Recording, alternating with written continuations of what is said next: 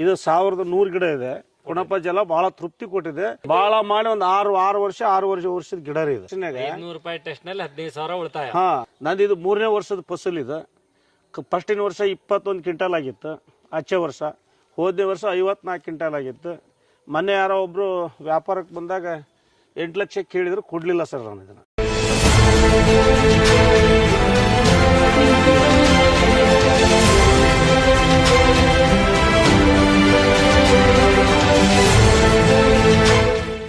ಆತ್ಮೀಯ ರೈತ ಬಾಂಧವರೇ ನಮಸ್ಕಾರ. ಆತ್ಮೀಯ ರೈತ ಬಾಂಧವರೇ, ನನ್ನ ಹೆಸರು ಬಸವಂತಪ್ಪ. ಸ್ಫೂರ್ತಿ ಟ್ರೇಡರ್ಸ್ ತೊಗರ್ಸಿ ವತಿಯಿಂದ ನಾವು ಈಗ ಒಂದೂವರೆ ವರ್ಷದಿಂದ ನಮ್ಮ ಉದ್ರಿ ಭಾಗದಲ್ಲಿ ಒಂದಿಷ್ಟು ತೋಟಗಳಿಗೆ ಮಾಹಿತಿ ಮಾಡ್ತಾ ಇದ್ದೀವಿ. ಇವತ್ತು ರೈತರ ತೋಟಕ್ಕಾಗಿ ಆಗಮಿಸಿದ್ದೇವೆ. ಆ ವಿಚಾರವಾಗಿ ಇವತ್ತು ಮಾತಾಡೋಣ. ನಮಸ್ತೆ. ನಮಸ್ಕಾರ ಸುರೇಶಣ್ಣ. ಮತ್ತು ಈಗ ತೋಟಕ್ಕೆ ನೀವು ಏನೇನು ಮಾಡಿದಿರಿ, ನಮ್ಮ ಮಾಹಿತಿ ಹೇಗಿದೆ ಅನ್ನೋದ್ರ ಬಗ್ಗೆ ನಿಮ್ಮ ಅಭಿಪ್ರಾಯ ಏನು? ನಮಸ್ಕಾರ. ನಮ್ಮ ಹೆಸರು ಸುರೇಶ್ ಅಂತೇಳಿ, ಉದ್ರಿ ವಡ್ಡಿಗೆರೆ ಗ್ರಾಮದ ರೈತರು. ನಾವು ಒಬ್ಬ ರೈತರು, ದೊಡ್ಡ ರೈತರಲ್ಲ, ಚಿಕ್ಕ ರೈತರು. ಬಟ್ ನಮ್ಗೆ ಸುಮಾರು 1.5 ವರ್ಷದಿಂದ ಬಸವಂತಪ್ಪ ಅವರು ಗೊಬ್ಬರದ ಅಂಗಡಿ ಹಾಕಿದ ಮೇಲೆ ಅವತ್ತಿಂದ ಇವತ್ತಿನ ತನಕ ಅವ್ರ ಹತ್ರ ಔಷಧಿ ಗೊಬ್ಬರ ಎಲ್ಲ ಖರೀದಿ ಮಾಡ್ತಾ ಇದ್ವಿ. ಹೀಗೆ ಒಂದು ವರ್ಷದ ಈಗ ಸುಮಾರು 8 ರಿಂದ 10 ತಿಂಗಳ ಹಿಂದೆ ಒಂದು ಹತ್ತಿರ ಒಂದು ವರ್ಷ ಸಚಿನ್ ಸರ್ ಒಂದು ಕ್ಯಾಂಪ್ ಕರೆದಿದ್ರು ಅಂತ ಹೇಳಿ ಬಸವಂತಪ್ಪನವ್ರು ನಮ್ಗೆ ವಿಚಾರ ತಿಳಿಸಿದ. ನಾವು ಬಂದಲ್ಲಿ ಟ್ರೈನಿಂಗ್ ತಗೊಂಡಿವಿ. ಆಮೇಲೆ ಹೀಗೆ ಜೀವಾಮೃತದ ಬಗ್ಗೆ ಮಾಹಿತಿ ಕೊಟ್ಟರು. ಆ ಜೀವಾಮೃತ ಮಾಡಿದ್ವಿ. ನಮ್ಮ ಮನೆಯಲ್ಲೇ ಒಂದು ಎಮ್ಮಿಕರ ಸತ್ತಿತ್ತು. ಅದ್ರ ಬಗ್ಗೆ ಅವತ್ತು ಅಲ್ಲಿ ಕೋಚಿಂಗ್ ಕೊಟ್ಟಾಗ ಮಾಹಿತಿ ಹೇಳಿದಾಗ ನಾವು ನಮ್ಮ ಮನೆಗೆ ಒಂದು ಎಮ್ಮಿಕರ ಸತ್ತ ಬಸವಂತಪ್ಪನವ್ರನ್ನ ಕಾಂಟ್ಯಾಕ್ಟ್ ಮಾಡಿ ಸಚಿನ್ ಸರ್ ಹತ್ರ ಫೋನ್ ನಂಬರ್ ಇಸ್ಕೊಂಡಿವಿ. ಅವ್ರ ಹತ್ರ ಅದಕ್ಕೆ ಏನೇನು ಹಾಕಬೇಕು ಮೆಡಿಸಿನ್ ಅನ್ನೋದಕ್ಕಾಗಿ ಮಾಡಿ ಆ ಜೀವಾಮೃತನೂ ಮಾಡಿ ಒಂದು 3 ಸರಿ ಕುಣಪ ಜಲ 3 ಸರಿ ಒಂದೊಂದು ಬ್ಯಾರಲಿಗೆ 3 ಲೀಟ್ರು ಅವ್ರು ಹೇಳಿದ ಪ್ರಕಾರನ ಒಂದೊಂದು ಗಿಡಕ್ಕೆ 2 ಲೀಟ್ರ್ ಹಾಕಿ 3 ಲೀಟ್ರ್ ಒಂದೊಂದು ಬ್ಯಾರಲಿಗೆ 3 ಸರಿ ಮಾಡಿದ್ದೇನೆ ಡ್ರಂಚಿಂಗ್. ಆಮೇಲೆ ಮತ್ತೆ ಈ ಕೆರಾನ್ ಲಿಕ್ವಿಡ್ ಅಂತೇಳಿ ಅದನ್ನು 2 ಸರಿ ಮಾಡಿದ್ದೇನೆ, ಕೆರಾನ್ ಕಂಪ್ನಿ ಲಿಕ್ವಿಡ್. ಆಮೇಲೆ ಬಸವಂತಪ್ಪನವ್ರು ಹೇಳಿದಂಗೆ ವರ್ಷಕ್ಕೆ 2 ಸರಿ ಗೊಬ್ಬರನೂ ಹಾಕಿದ್ದೀನಿ. ನಂದು ಇದು 3ನೇ ವರ್ಷದ ಫಸಲ್ ಇದು. ಫಸ್ಟಿನ ವರ್ಷ 21 ಕ್ವಿಂಟಲ್ ಆಗಿತ್ತು. ಆಚೆ ವರ್ಷ ಹೋದನೇ ವರ್ಷ 54 ಕ್ವಿಂಟಲ್ ಆಗಿತ್ತು. ಮೊನ್ನೆ ಯಾರೋ ಒಬ್ರು ವ್ಯಾಪಾರಕ್ಕೆ ಬಂದಾಗ 8 ಲಕ್ಷ ಕೇಳಿದ್ರು, ಕೊಡ್ಲಿಲ್ಲ ಸರ್ ನಾನು ಇದನ್ನ. ಎಷ್ಟು ಗಿಡ ಇದು? ಇದು 1100 ಗಿಡ ಇದೆ. ಬಟ್ ಒಂದು 100 ಗಿಡ ಹೋಗಿದೆ. ಒಂದು 100 ಗಿಡ ಹೂವಕ್ಕೆ ಹೋಗಿದೆ, ಕೆಲವು ಸತ್ತೋಗ್ಬಿಟ್ಟಿದಾವೆ. ಹಿಂಗೆಲ್ಲ ಆಗಿ ಒಟ್ಟು ಒಂದು 1000 ಗಿಡ ಇದೆ. ನಿಮ್ದು ಏನು ನಿರೀಕ್ಷೆ ಇದೆ? ಮತ್ತೆ 8 ಲಕ್ಷ ಕೊಟ್ಟಿಲ್ಲ ಅಂದ್ರೆ? ನಾವು ಒಂದು 9 ಲಕ್ಷ ಹೇಳಿದೀವಿ ಅವರಿಗೆ. ಬಟ್ ಅವರು 1 ಲಕ್ಷದ ಮಧ್ಯದಾಗ ಅವ್ರಿಗೆ ನಮಗೆ ವ್ಯಾಪಾರ ಆಗಲಿಲ್ಲ. ಹಾಗೆ ಅಂದಾಜು ಎಷ್ಟು ಬರ್ಬೋದು ಈ ಸರಿ ಅಂತ ಅಡಿಕೆ ಅವ್ರನ್ನೇ ಕೇಳಿದೆ ಮಾಹಿತಿನ. ಒಂದು 130 ಕ್ವಿಂಟಲ್ರಿಂದ 40 ಕ್ವಿಂಟಲ್ ಬರ್ಬೋದು ಅಂದ್ರೆ. ಹೋದ ವರ್ಷಕ್ಕೂ ಈ ವರ್ಷಕ್ಕೂ ಒಬ್ಬ ವ್ಯಾಪಾರಸ್ಥ ಹೇಳಿರೋ ಪ್ರಕಾರ ನಂಗೊಂದು 80 ರಿಂದ 90 ಕ್ವಿಂಟಲ್ ವ್ಯಾಪಾರಸ್ಥರ ಬಾಯಾಗ ಬಂದಿರೋದು. ನನ್ನ ಹೆಂಡತಿ ಅಪ್ಪನೂ ಕೂಡ ಚೆನ್ನಗಿರಾಗ, ಅವ್ರ ಅಡಿಕೆ ಬೆಳೆಗಾರರು ಹೌದು, ಬಟ್ ಅಡಿಕೆ ಕೊಯ್ಲು ಮಾಡೋರು ಹೌದು. ಅವ್ರು ಹೇಳಿದ ಪ್ರಕಾರ ಅವರು ಒಂದು 150 ಕ್ವಿಂಟಲ್ ಆಕತಿ ಅಂತ ಹೇಳಿದ್ರು.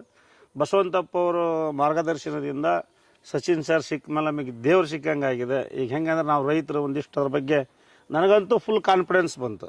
ನೀವು ಸಿಕ್ಕ ಮೇಲೆ ಬಸವಂತಪ್ಪ ಅವ್ರು ಮಾತು ಬಿಟ್ಟು ಅದ್ರ ಮೇಲ್ಪಟ್ಟು 1 ಇಂಚು ನೀರು ಜಾಸ್ತಿ ಹಾಕಿಲ್ಲ. ನಾನು ನೀರು ಹಾಸೋದನ್ನು ಜಾಸ್ತಿ ಹಾಕಿಲ್ಲ, ಕಡಿಮೆನೂ ಮಾಡಲ್ಲ. ಅದೇ ಪ್ರಕಾರ ಮಾಡ್ತಾ ಬಂದಿದೆ.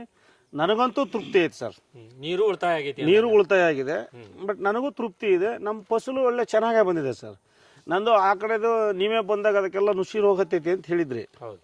ನಮ್ದು 12 ಎಕರೆಗೆ ಆಗುತ್ತೆ ಅದು ಲಿಕ್ವಿಡ್ ಕುಣಪ ಜಲ 12 ಎಕರೆಗೆ ಆಕತಿ ಅಂತ ಹೇಳಿದ್ರಿ ನೀವು. ನಾನು 3 ಸರಿ ಹಾಕಿದ್ನಲ್ಲ, 3 6 ಎಕರೆ ಆಗಿ ಹೋಗುತ್ತೆ. ಇನ್ನೂ 6 ಎಕರೆ ಉಳಿತಲ್ಲ. ಅದಕ್ಕೇನು ಮಾಡಿದೆ, 2 ಎಕರೆಗೆ ಮತ್ತೊಂದು ಸರಿ ಹಾಕಷ್ಟು ಇಟ್ಕೊಂಡು 4 ಎಕರೆಗೆ ಹಾಕಷ್ಟು ಅದು 2 ಎಕರೆಗೆ ಹಾಕಿಬಿಟ್ಟಿದ್ದು ಒಂದೇ ಸರಿ. ಅದು ಗಿಡನ ಬೇರೆ ತರ ಬಂದತ್ರಿ. ಈಗ ಅದು ಗಿಡನ ಅದು ನುಸಿ ರೋಗನೂ ಇಲ್ಲ, ಮತ್ತೊಂದಿಲ್ಲ, ಏನಿಲ್ಲ. ಒಂದು ಹೊಳಕಲ್ ಗೊಬ್ಬರನೂ ಹಾಕಿಲ್ಲ ಮತ್ತೆ ನಾ ಇವತ್ತಿಗೆ.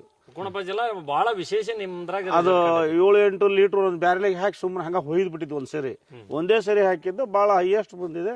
ಈಗ ಅದಕ್ಕೆ ಈಗ ಮೊನ್ನೆ ರಿಂಗ್ ತಗೋಬರಕ್ ಹೋಗಿ ರಿಂಗ್ ನುಡ್ಕೆ ಬಂದೇವೆ. ಅದನ್ನು ಬಾಕ್ಸ್ ಮಾಡಿ ಹಂಗೆ ಏನಾರ ಎಲ್ಲಾರ ಹೊಸ ಸತ್ರ ಅದನ್ನು ಅದ್ರಾಗ ತಗೊಬಂದು ಅದೇ ಮೆಡಿಸಿನ್ ಮಾಡ್ಬೇಕು. ಈ ಕೆರಾನ್ ಲಿಕ್ವಿಡ್ ಜೊತೆಗೆ ಗೊಬ್ಬರದ ಜೊತೆಗೆ ಅದನ್ನು ನಾವು ಕಂಪಲ್ಸರಿ ಮಾಡಬೇಕು ಅಂತೇಳಿ ಮನೇಲಿ ಕುಮ್ಮೂರ ನಮ್ಮ ಸ್ನೇಹಿತರು ಒಬ್ರು ಒಂದು ಆಕಳ ಗಬ್ಬಿದ್ದ ಕರ ಹಾಕಬೇಕಾದ್ರೆ ಸೋತೋಗ್ಬಿಟ್ಟಿದೆ, ಬಂದು ಒಯ್ಯಿ ಅಂದರು.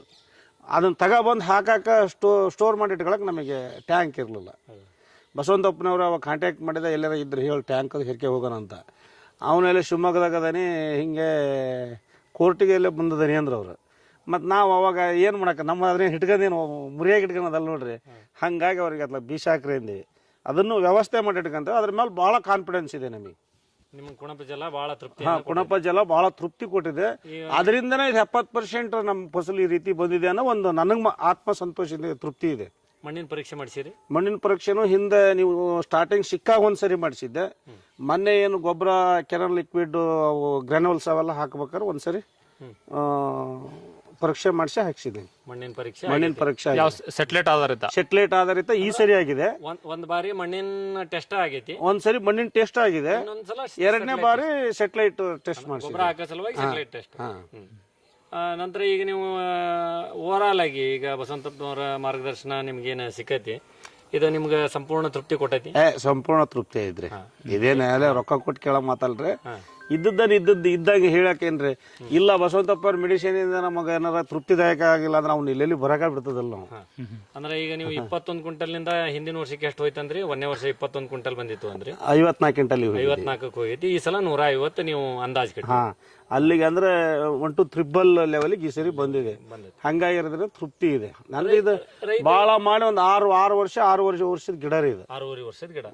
ಈಗ ನೀವು ರೈತರಿಗೆ ಒಂದು ಸಂದೇಶ ಕೊಡ್ಬೇಕಲ್ಲ? ಕೊಟ್ಟಿದ್ದೇವ್ರಿ. ರೈತರಿಗೆ ಸಂದೇಶ ಅಂದ್ರೆ ಬಹಳ ಸರಿ ಹೇಳಿದೀನಿ. ಸುಮಾರು ಇಲ್ಲಿ ಸಣ್ಣ ರೈತರು ನಮ್ಮ ಮನೆಗೆ ಬಂದಾರೆಲ್ಲ ತೋಟ ಕರ್ಕೊಂಡ್ ತೋರಿಸಿದ್ದೀನಿ. ನಾನು ಕುಣಪ ಜಲ ಮತ್ತು ಈ ಕೆನಾಲ್ ಲಿಕ್ವಿಡಿನ ಬಗ್ಗೆ ಬಹಳ ಮಾಹಿತಿ ಕೊಟ್ಟಿದ್ದೇನೆ. ನಾನು ಸುಮ್ಮನೆ ತರೋದ ಹೌದು, ಯಾರ ಅಂಗಡಿಗೆ ಹೋದ್ರು ಔಷಧಿ ಕೊಡೋದ ಹೌದು, ಮಣ್ಣು ಪರೀಕ್ಷೆ ಮಾಡೋದಕ್ಕೆ ಅದ್ರಾಗ ಏನು ಕೊರತೆ ಇದೆ ಅದನ್ನ ಹಾಕ್ರಿ ಅಂತಲೂ ಹೇಳಿದ್ದೀನಿ. ಮಣ್ಣು ಪರೀಕ್ಷೆ ಟೆಸ್ಟ್ ಮಾಡಿಸಿ ನೀವು ಮಾಡೋದ್ರಿಂದ ಅರ್ಥ ಇದೆ. ಎಕರೆಗೆ $1,000 ರೂಪಾಯಿ ಖರ್ಚು ಹೋಗ್ಬೋದು. ಬಟ್ ಈಗ ಮೊನ್ನೆ ನಾನು ಎರಡನೇ ಬಾರಿ ಸಾಯಿಲ್ ಟೆಸ್ಟ್ ಮಾಡಿಸಿರೋದಕ್ಕೆ ಸೆಟಲೈಟ್ನಾಗ ನಂಗೆ ಸುಮಾರಷ್ಟು ನೀವೇ ಅವತ್ತು ಬಂದಿದ್ರಿ, ಆ ರಿಪೋರ್ಟ್ ನೋಡಿ ಹೇಳಿದ್ರಿ. ಬಟ್ ನನಗೆ ಎಷ್ಟು ರೂಪಾಯಿ ಉಳಿತು ಅಂದ್ರೆ ಒಂದು 10-15 ರೂಪಾಯಿ ದುಡ್ಡು ಉಳಿತು. ಈಗ ಗೊಬ್ಬರದಾಗ ಒಂದು ಟೆಸ್ಟ್ನಾಗ ₹500 ಟೆಸ್ಟ್ ನಲ್ಲಿ 15,000 ಉಳಿತಾಯ. ಈಗ ನಾನು 4 ಎಕರೆ ಮಾಡಿಸ್ಲಿಲ್ಲ, 1 ಎಕರೆದ್ ಮಾಡಿಸಿದ್ದೆ. ನಾನು ಪೂರ್ತಿ ಭೂಮಿ ಒಂದೇ ಇದೆ, ಒಂದೇ ಆಗಿರೋದ್ರಿಂದ ಈಗ ಸುಮ್ಮನೆ ಸಿಕ್ಕಾಪಟ್ಟೆ ಗೊಬ್ಬರ ಹಾಕ್ತಿದ್ದೆ. ಬಟ್ ಅದಕ್ಕೂ ಅನುಕೂಲ ಆಯ್ತು. ಈ ಪಟಾಶ್ ಗಿಟಾಶ್ ಸಿಕ್ಕಾಪಟ್ಟೆ ತಗೊಂಡ್ ಹಾಕ್ತಿದ್ದೀವಿ. ಈಗ ಅದೆಲ್ಲ ಕಡಿಮೆ ಆಯ್ತು. ಗೊನೆ ತೂಕ ಅಂದಾಜ್ ಎಷ್ಟು ಬರ್ತಾ ಇದೆ? ನಾನು ಅಷ್ಟೊಂದು ಪರೀಕ್ಷೆ ಮಾಡಿಲ್ರಿ, ಈ ವರ್ಷ ಮಾಡ್ಬೇಕು ಅದನ್ನ. ವರ್ಷ ಮಾಡಿ. ಈಗ ನಾವು ಎಲ್ಲೋ ಇರ್ತಿದ್ದೀವ್ರಿ. 100 ಕಾಯಿಗಳು ಎಷ್ಟು ತೂಕ ಬರುತ್ತೆ ನಿಮ್ದು ಗೊನೆ ಅಂದಾಜು ತೂಕಗಳು ಏನದಾವು? ಈ ವರ್ಷ ನೀವು ಅಂದ್ರೆ ಸ್ವಲ್ಪ ನಾವ್ ಎಷ್ಟೇ ಇದ್ರು ಪ್ರಾಯೋಗಿಕವಾಗಿ ಹೋಗೋದ್ರಿಂದ ಎಷ್ಟು ನಾವು ಪ್ರಾಕ್ಟಿಕಲ್ ಇರ್ತೇವಿ ಅಷ್ಟು ನಮ್ಗೆ ಅಂದ್ರೆ ಉತ್ಪಾದನೆ. ಈಗ ಜನರಲ್ ಆಗಿ ನಿಮ್ಗೇನು ಹೊಸ ತೋಟ ಆಗಿರೋದ್ರಿಂದ 21ರಿಂದ 54 54ರಿಂದ 100. ನಮ್ದು ಹೆಚ್ಚು ಕಡೆಗೆ ಒಂದು 3 ಎಕರೆ, ನಮ್ಮ ಮನೆ ಹಿಂದೆ ಒಂದು 3 ಎಕರೆ ಐತ್ರಿ ತೋಟ. ಅದು ಹೆಚ್ಚು ಕಡಿಮೆ 2010 11 ಹಚ್ಚಿದ್ದದ. 11 ಅಂದ್ರೆ ಈಗ 13ನೇ ವರ್ಷ ಈಗ ಅದಕ್ಕೆ. ಬಟ್ ಅದನ್ನು ನಾನೇ ಇಲ್ಲಿ ತನಕ ಬೆಳೆದಿದ್ದೀನಿ. ಈಗ ಒಂದು 6 ತಿಂಗಳು ನೀವೇನು ಸಿಕ್ಕಿರಲ್ಲ ನನಗೆ, ಆ ಟೈಮಿನ ತನಕ ನಾನೇ ಬೆಳೆದಿದ್ದೇನೆ. ಅದಕ್ಕೆ ಹಾಕಿದ ಮೆಡಿಸಿನ್ ಇದಕ್ಕೆ ಹಾಕಿದ ಮೆಡಿಸಿನ್ ಅದಕ್ಕೆ ಯಾವಾಗಲೂ ಅದಕ್ಕೆ ಫಸ್ಟ್ ಮಾಡ್ಕೊಂಡ ಇದಕ್ಕೆ ತರ್ತಿದ್ವಿ ನಾವು ದೊಡ್ಡ ಗಿಡ ಆಗಿದ್ದಾಗ.